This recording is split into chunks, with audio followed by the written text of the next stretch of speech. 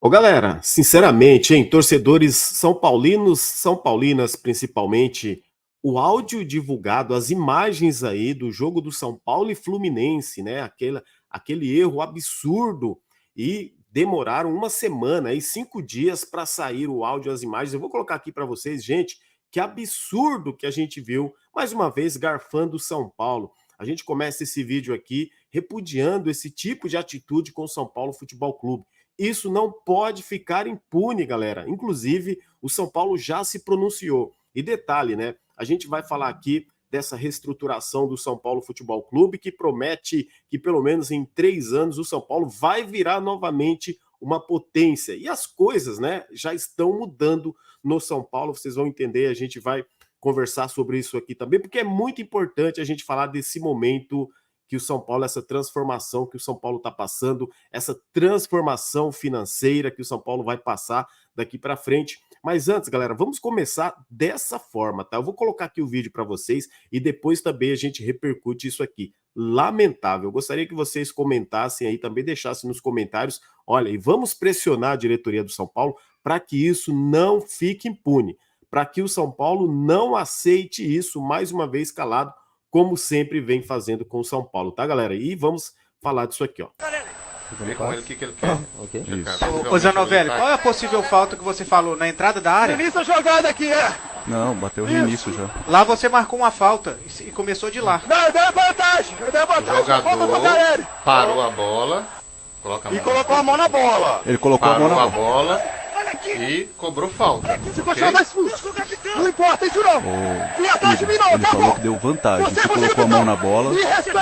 Cara. Então vai lá, deixa eu ver! Teu porra! Cartão amarelo pro 13. Sai daqui!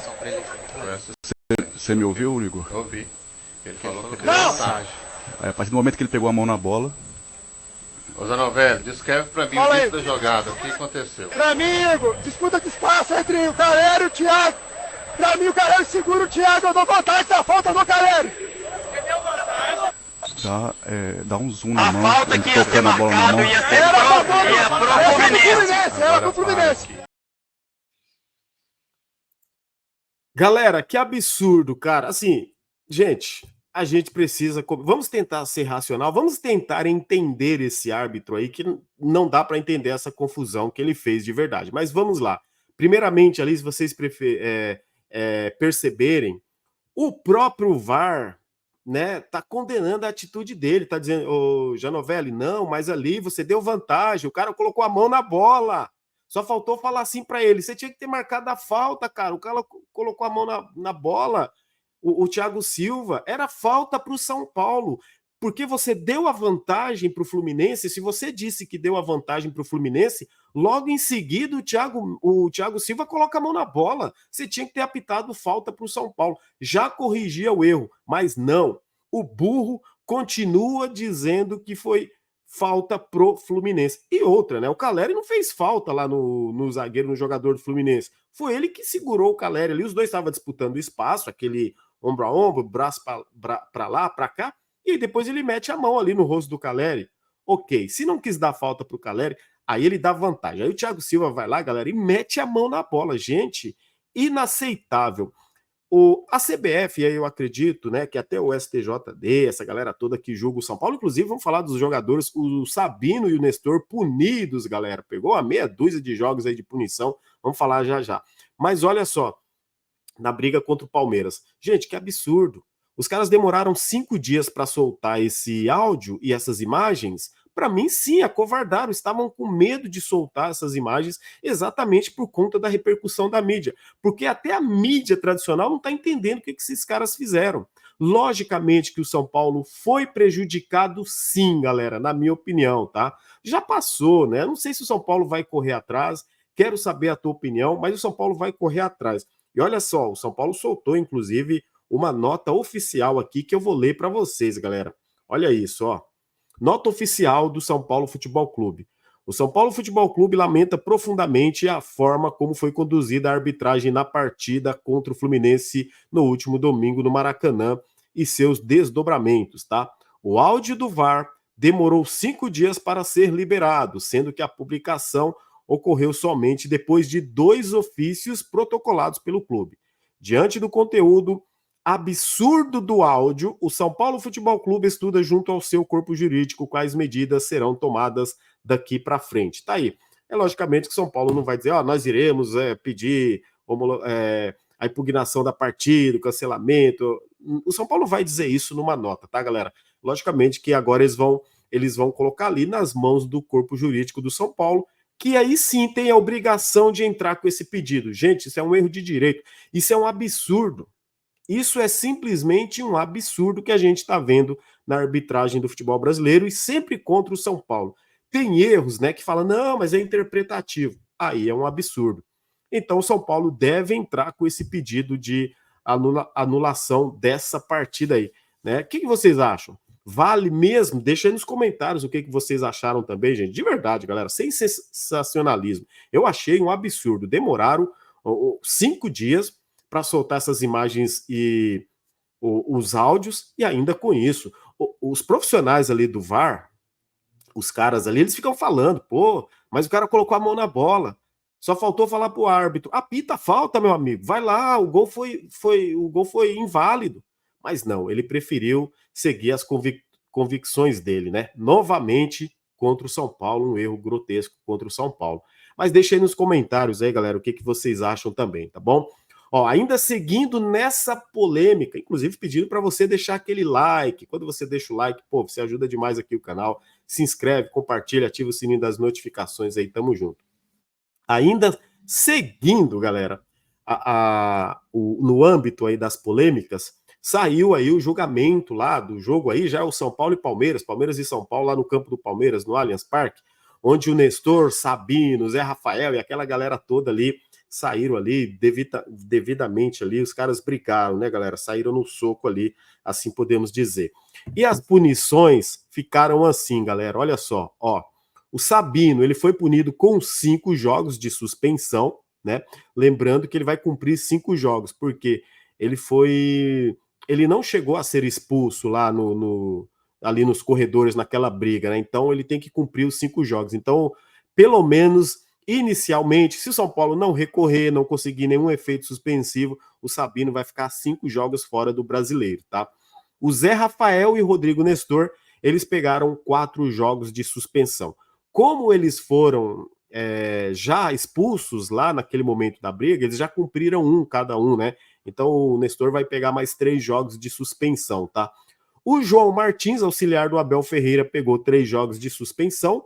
O Anderson Barros, né, diretor de futebol do Palmeiras, pegou um gancho de 15 dias de suspensão. E teve uma multa também de R$30 mil para o Palmeiras por conta de objetos jogados lá no gramado, né, ali no campo, e também por cantos homofóbicos.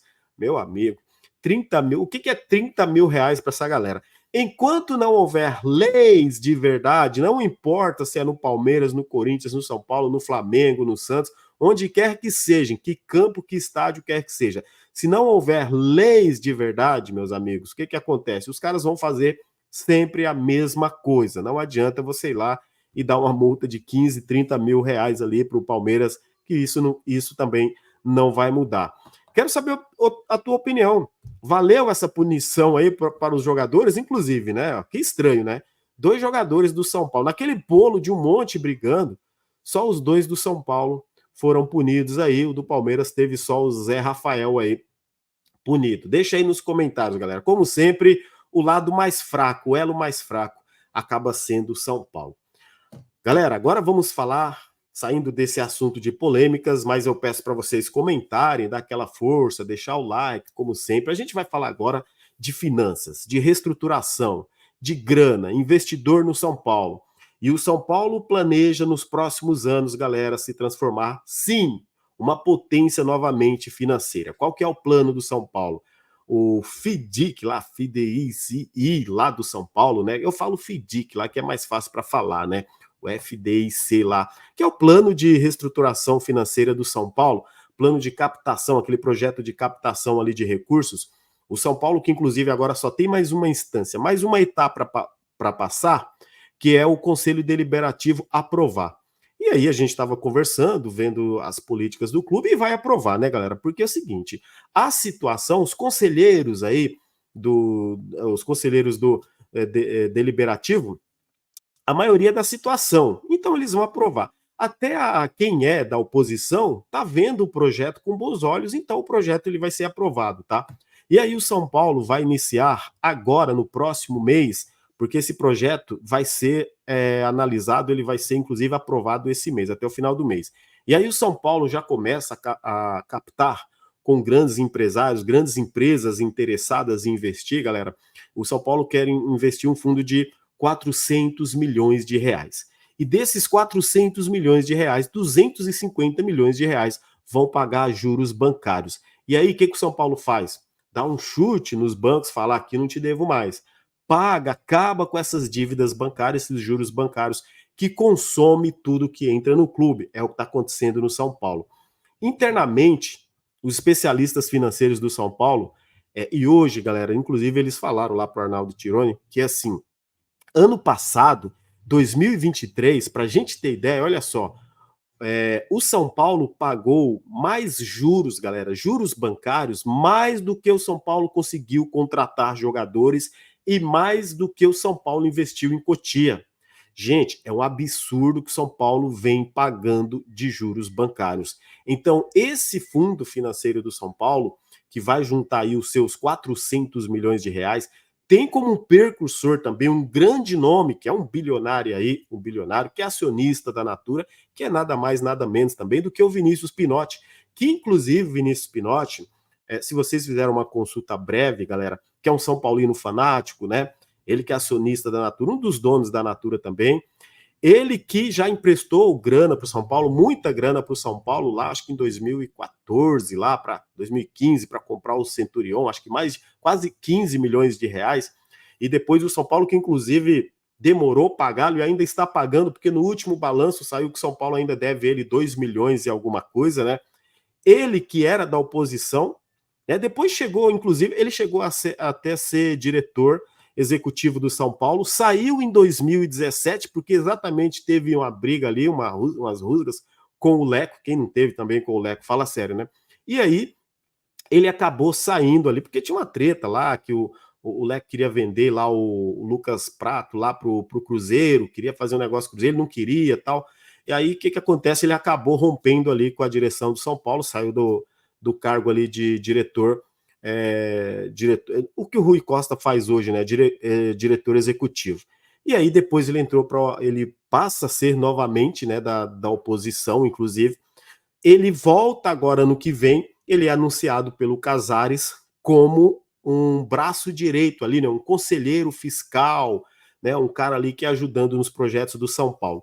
E aí eu estava lendo que quando ele foi apresentado, né, para a diretoria do Casares, o Casares, inclusive, ele fala que o Vinícius Pinotti é um dos caras responsáveis, seria e será um dos caras responsáveis pela reestruturação do São Paulo, que ele trabalha em prol do São Paulo.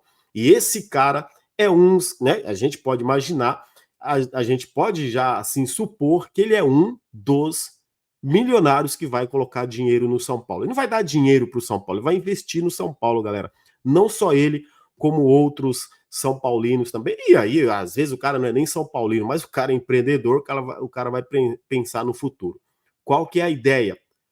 Investir nesse fundo e essa grana vai ser paga lá. Os bancos, o São Paulo paga os bancos e não vai dever mais para o banco. E aí o São Paulo vai ter os acionistas, que são esses profissionais. Logicamente que a gente vai saber isso detalhadamente mais para frente, galera, como o São Paulo vai fazer para captar, né, todo esse recurso financeiro. Mas esse é o plano, né? Empresários, pessoas investindo no São Paulo, para quê, galera? Olha só, para não virar SAF e para que o São Paulo volte a ser uma potência financeira. Lá dentro do São Paulo fala-se o seguinte, é a última cartada, galera.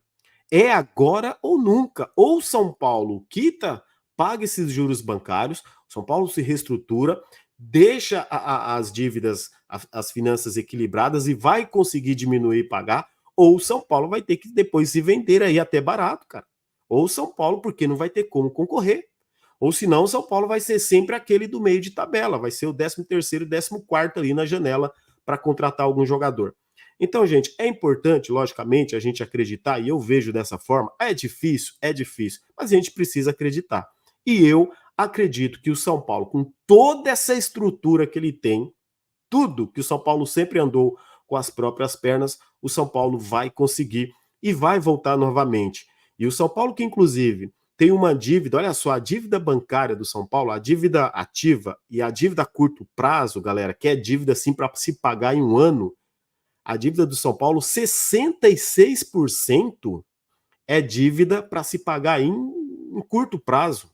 Ou seja, a dívida de longo prazo é quase metade, 34%, né, de 66%, 34%. Então, que o São Paulo tem que eliminar, sim, essa dívida a curto prazo, essa dívida bancária, esses juros bancários que realmente está consumindo o clube.